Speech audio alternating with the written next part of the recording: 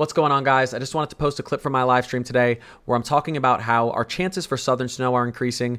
We could see a potential nor'easter end of the first week towards the second week of January. Some really nice high latitude blocking, Greenland blocking. It's looking cold out east and warm out west, at least through the first half of January. We get into all this New Year's Eve forecast. So hope you enjoy this video. And if you like this type of content, don't forget to subscribe, hit that notification bell, and like the video if you like the video. Look at this. Snow chances. Missouri, Tennessee, Kentucky, North Carolina, Virginia. Big nor'easter potential with really around the 8th of January. We'll discuss that. But again, you can see what's happening up in the Northeast, Mid-Atlantic, and even a chance for some southern snow. We've been talking about this for a while. Some more clippers. This is mainly clipper action to the upper Midwest, Great Lakes region. And then maybe we get a little bit of snow out into the central Rockies. This would be good. They are running historically low snow levels in the Rockies currently. Let's quickly move through this. Here we go. This is the latest GFS. This is the 18Z. Lots of cold air sinking into the east. As you can see, we're going to have another clipper system making its way down tomorrow through portions of the upper Midwest, Great Lakes region.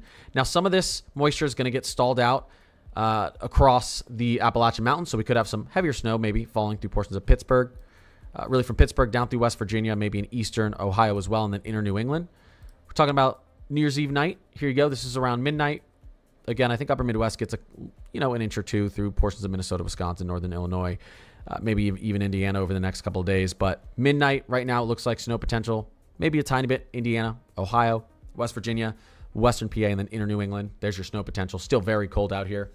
We're pretty much well below average for everyone out here New Year's Eve. Moving forward a little bit into January 1st, we still have that constant flow of cold air out to the east. We get a little tiny moisture maybe into the central Rockies. We really need this, especially for that snowpack.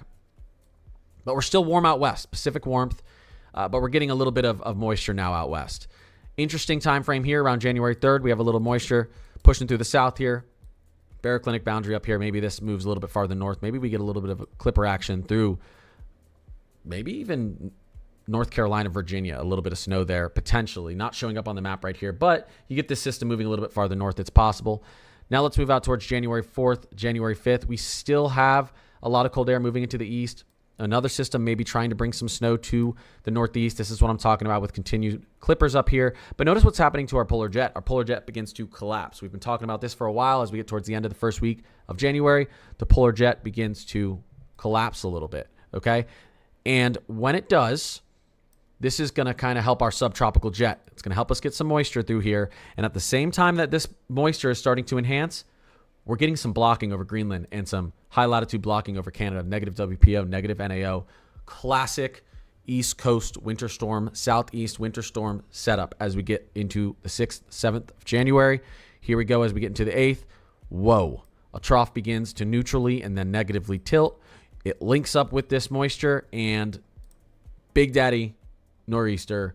Everyone's happy and excited, and all of you smash your averages likely through the winter, okay? But over 200 hours out. Is this storm going to form exactly like this and look exactly like this? Absolutely not. Is it a very beautiful signal across multiple globals for a potential nor'easter and southern snow? Absolutely. Strong signals for blocking, and I'm going to show you that in just a second. I'll actually show you that right now. Let's look at our 500 millibar height anomalies. Take what? Actually, I don't want to go northern. Yeah, we can go. We'll go North America. Let's move here. Here we go. Look at the blocking that's happening over Greenland. This is also displacing a lot of cold air from our polar vortex up here to the north. Not our stratospheric polar vortex, but our polar vortex, tropospheric polar vortex. High latitude blocking. You've got that negative NAO blocking over Greenland. Why is this significant? As cold air, and you have energy in the Pacific. The Pacific is sending that energy and that moisture and those storms out east, and that cold air and that moisture is trying to escape quickly before it begins to strengthen. But look, it runs into a wall. And as it runs into a wall, you get a stalled boundary, and that allows the trough to dig deeper and to dig deeper and to dig deeper and link into and link up with that Gulf moisture and that Gulf warmth. And then eventually that boundary begins to unstall, that moisture begins to move up the coast, and you get snow in the south, you get snow up the coast. That's what can happen. That's what can happen when you have this beautiful of a signal. Look at that high latitude block in Greenland and over Canada. Beautiful. This is where the signal starts to look really good to me, though. Watch this. Right there.